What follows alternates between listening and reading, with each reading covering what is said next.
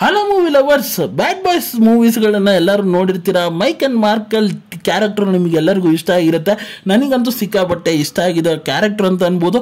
ಅವರ ಒಂದು ಫ್ರಾಂಚೈಸ್ ಜೊತೆ ಅದೇ ಕ್ಯಾರೆಕ್ಟರ್ ಇಟ್ಕೊಂಡು bad boys ride or die ಅನ್ನೋ ಒಂದು ಹೊಸ ಪಾರ್ಟ್ನ ರಿಲೀಸ್ ಮಾಡಿದ್ದಾರೆ ಅಂತ ಅನ್ಬೋದು. ಲಿಟ್ರಲ್ ಆಗಿ ಎಂಜಾಯ್ ಮಾಡಿದೆ ಅಂತ ಅನ್ಬೋದು. ಮೂವಿಯಲ್ಲಿ ನನಗೇನು ಇಷ್ಟ ಆಯಿತು, ಏನು ಕಷ್ಟ ಆಯಿತು ಅನ್ನೋದನ್ನ ಈ ರಿವ್ಯೂಲ್ಲಿ ತಿಳಿಸ್ಕೊಡ್ತೀನಿ. ರಿವ್ಯೂ ಹೋಗಿಂತ ಮುಂಚೆ ನನ್ನ ಚಾನಲ್ಗೆ ಫಸ್ಟ್ ಟೈಮ್ ವಿಸಿಟ್ ಮಾಡಿದರೆ, ಇಲ್ಲ ಈ ವಿಡಿಯೋನ ಫಸ್ಟ್ ಟೈಮ್ ನೋಡ್ತಾ ಇದ್ದೀರಾ, ಈ ರಿವ್ಯೂ ನಿಮಗೆ ಆನೆಸ್ಟ್ ಅಂತಂದರೆ ಈ ವಿಡಿಯೋಗೊಂದು ಲೈಕ್ ಮಾಡಿ, ಹಾಗೆ ನನ್ನ ಚಾನಲ್ನ ಸಬ್ಸ್ಕ್ರೈಬ್ ಮಾಡಿ, ಮತ್ತು ಬೆಲ್ ನೋಟಿಫಿಕೇಶನ್ ಆನ್ ಮಾಡಿ. ನನ್ನ ಸೋಷಿಯಲ್ ಮೀಡಿಯಾ ಪ್ಲಾಟ್ಫಾರ್ಮಲ್ಲಿ ಫಾಲೋ ಮಾಡ್ಬೋದು, ಲಿಂಕ್ನ ಡಿಸ್ಕ್ರಿಪ್ಷನಲ್ಲಿ ಕೊಟ್ಟಿರ್ತೀನಿ. ಹಾಗೆ ಮೂವಿಯ ಡ್ಯೂರೇಷನ್ ವಿಚಾರಕ್ಕೆ ಬಂದರೆ 1 hour 55 minutes ಇದೆ ಅಂತ ಅನ್ಬೋದು. ಹಾಗೆ ಮೂವಿಯ ಒನ್ಲೈನರ್ ಸ್ಟೋರಿ ವಿಚಾರಕ್ಕೆ ಬಂದರೆ, ನಮ್ಮ ಕ್ಯಾಪ್ಟನ್ ಅವರು 3ನೇ ಪಾರ್ಟಲ್ಲೇ ಸತ್ತೋಗಿರ್ತಾರೆ ಅನ್ನೋದು ಗೊತ್ತಿರೋ ವಿಚಾರನೇ.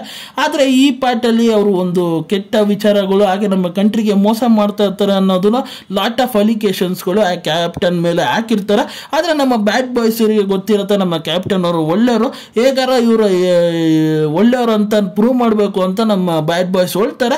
ಆದರೆ ಇದರಲ್ಲಿ ಪೊಲೀಸ್ ಆಫೀಸರ್ದು ದೊಡ್ಡ ಗ್ಯಾಂಗ್ಸ್ಟರ್ಸ್ಗಳೇ ನಮ್ಮ ಬ್ಯಾಡ್ ಬಾಯ್ಸ್ ಇಂದ ಬಿದ್ದಿರ್ತಾರೆ. ಏನಕ್ಕೆ ನಮ್ಮ ಬ್ಯಾಡ್ ಬಾಯ್ಸ್ ಇಂದ ಬಿದ್ದಿರ್ತಾರೆ, ಹಾಗೆ ನಮ್ಮ ಕ್ಯಾಪ್ಟನ್ ಅನ್ನ ನಿರ್ದೋಷಿಯಾಗಿ ಪ್ರೂವ್ ಮಾಡ್ರ ಇಲ್ವಾ ಅನ್ನೋದನ್ನೆಲ್ಲ ನೀವು ತಿಳ್ಕೊಬೇಕಂದ್ರೆ ಈ ಮೂವಿನ ಹೋಗಿ ನೋಡಬೇಕು. ಹಾಗೆ ಮೂವಿಯ ಡ್ಯೂರೇಷನ್ ಚಿಕ್ಕದಿರೋದ್ರಿಂದ ಮೂವಿ ಸಖತ್ ಫಾಸ್ಟ್ ಆಗಿರುತ್ತೆ ಅಂತ ಅನ್ಬೋದು.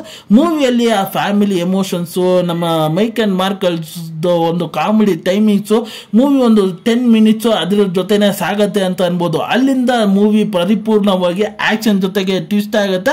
ಅಲ್ಲಿಂದ ಒಂದು ಆ ಶಾಪ್ ಆಕ್ಷನ್ ಸೀಕ್ವೆನ್ಸ್ಗಳಾಗಲಿ, ಆ ಚಾಪರ್ನಲ್ಲಿ ನಡೆಯೋ ಒಂದು ಆಕ್ಷನ್ ಸೀಕ್ವೆನ್ಸ್ಗಳಾಗಲಿ, ಆಮೇಲೆ ಆ ಕಾರ್ ಚೇಸಿಂಗ್ ಸೀನ್ಸ್ಗಳಾಗಲಿ, ಆ ವ್ಯಾನಲ್ಲಿ ಆ ಬೆಂಕಿ ಸೀನ್ಸ್ಗಳಾಗಲಿ ಸಿಕ್ಕಾಪಟ್ಟೆ ಬೇರೆ ಲೆವೆಲ್ ಆಗಿತ್ತು. ಥ್ರೂಔಟ್ ನಾನು ಎಂಜಾಯ್ ಮಾಡಿದೆ.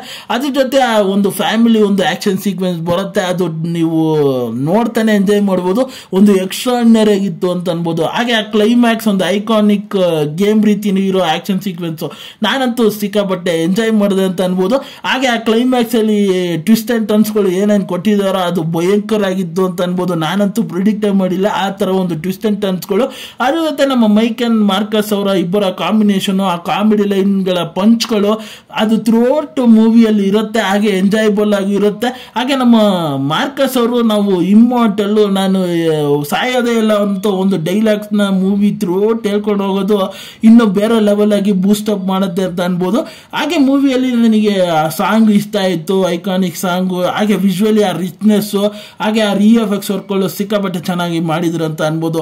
ಹಾಗೆ ನನಗೆ ಆಕ್ಷನ್ ಸೀಕ್ವೆನ್ಸ್ಗಳೆಲ್ಲ ಬ್ಯೂಟಿಫುಲ್ ಆಗಿ ತೆಗೆದಿದ್ದಾರೆ. ಪ್ರತಿಯೊಂದು ಸೀನ್ಸ್ಗಳು ಇನ್ನೊಂದ್ಸತಿ ನೋಡೋಣ ಅನ್ನೋ ರೀತಿ ಫೀಲ್ ಆಗುತ್ತೆ, ಅಷ್ಟು ಬ್ಯೂಟಿಫುಲ್ ಆಗಿತ್ತು. ಹಾಗೆ ಮೂವಿಯಲ್ಲಿ ಆ ಡೈಲಾಗ್ಸ್, ಹಾಗೆ ಕಾಮಿಡಿ ಹ್ಯೂಮರ್ ಎಲಿಮೆಂಟ್ಸ್ಗಳನ್ನ ಸಖತ್ ಪಂಚಾಗಿ ಬರ್ಕೊಂಡಿದ್ದಾರೆ ಅಂತ ಅನ್ಬೋದು. ಹಾಗೆ ಆ ಸೀನಿಗೆ ಬೇಕಾಗಿರೋ ಎಲಿವೇಶನ್ಸ್ಗಳು ಸಿಗ್ತಾ ಇತ್ತು ಅಂತ ಅನ್ಬೋದು. ಅದು ಥ್ರೂಔಟ್ ಸಾಕ್ತಾ ಇತ್ತು. ಅದೇ ನನಗೆ ಇಷ್ಟ ಆಗಿದ್ದು ವಿಚಾರ ಅಂತ ಅನ್ಬೋದು. ಹಾಗೆ ನನಗೆ ಮೂವಿಯಲ್ಲಿ ಪಾತ್ರದ ವಿಚಾರಕ್ಕೆ ಬಂದರೆ, ಮೈಕ್ ಆ್ಯಂಡ್ ಮಾರ್ಕಲ್ ಏನು ಮಾಡಿದ್ದಾರೆ ಗುರು, ಲಿಟ್ರಲ್ ಆಗಿ ಇನ್ನೊಂದ್ಸತಿ ಬೇರೆ ಪಾರ್ಟ್ ಬರಲಿ ಅಂತ ನಾನಂತೂ ಕಾತರದಿಂದಿದ್ದೀನಿ. ಅಷ್ಟು ಸಕ್ಕತ್ತಾಗಿತ್ತು ಅವ್ರ ಇಬ್ಬರ ಕಾಂಬಿನೇಷನ್ ನೋಡೋದಕ್ಕೆ ಸ್ಕ್ರೀನ್ ಮೇಲೆ. ಹಾಗೆ ಸಪೋರ್ಟಿಂಗ್ ರೋಲ್ಸ್ಗಳಾಗಿ ಸ್ವಲ್ಪ ಕ್ಯಾರೆಕ್ಟರ್ಸ್ಗಳು ಬರ್ತವೆ, ಅವ್ರಿಗೆ ಕೊಟ್ಟಿರೋ ಪಾತ್ರನ ಚೆನ್ನಾಗಿ ನಿರ್ವಹಿಸಿದ್ದಾರೆ ಅಂತ ಅನಿಸ್ತು ನನಗೆ ಮೂವಿ ನೋಡಿ. ಹಾಗೆ ಈ ಮೂವಿಗೆ ನನ್ನ ರೇಟಿಂಗ್ ವಿಚಾರಕ್ಕೆ ಬಂದರೆ ನಾನು 5ಗೆ 3 ಸ್ಟಾರ್ ಕೊಡ್ತೀನಿ ಅಂತ ಅನ್ಬೋದು. ಹಾಗೆ ಈ ಮೂವಿ ಅಮೆಝಾನ್ ಪ್ರೈಮಲ್ಲಿ ಸ್ಟ್ರೀಮ್ ಆಗ್ತದೆ, ಕನ್ನಡ ಲ್ಯಾಂಗ್ವೇಜಲ್ಲಿ ಇಲ್ಲ ಅಂತ ಅನ್ಬೋದು. ಖಂಡಿತ ಮರಿದೆ ಫ್ಯಾಮಿಲಿ ಸಮೇತ ನೋಡಿ. 2-3 ಅಡಲ್ಟ್ ಸೀನ್ಸ್ಗಳು ಬರುತ್ತೆ, ಅಷ್ಟು ಬಿಟ್ಟರೆ ಮೂವಿ ಥ್ರೂಔಟ್ ಎಂಜಾಯ್ ಮಾಡೋ ರೀತಿ ಇದೆ ಅಂತ ಅನ್ಬೋದು. ಹಾಗೆ ಈ ರಿವ್ಯೂ ನಿಮಗೆ ಆನೆಸ್ಟ್ ಅನ್ಸಂದ್ರೆ, ಈ ವಿಡಿಯೋ ಇಷ್ಟ ಆಯ್ತು ಅಂದರೆ ವಿಡಿಯೋಗೊಂದು ಲೈಕ್ ಮಾಡಿ, ಹಾಗೆ ನನ್ನ ಚಾನಲ್ನ ಸಬ್ಸ್ಕ್ರೈಬ್ ಮಾಡಿ, ಮತ್ತು ಬೆಲ್ ನೋಟಿಫಿಕೇಶನ್ ಆನ್ ಮಾಡಿ. ನಿಮ್ಮ ಅನಿಸಿಕೆ ಅಭಿಪ್ರಾಯ ಏನಾದರೂ ಕಮೆಂಟ್ ಮೂಲಕ ತಿಳಿಸಿ. ಮತ್ತೆ ಮುಂದಿನ ವಿಡಿಯೋದಲ್ಲಿ ಸಿಗ್ತೇನೆ.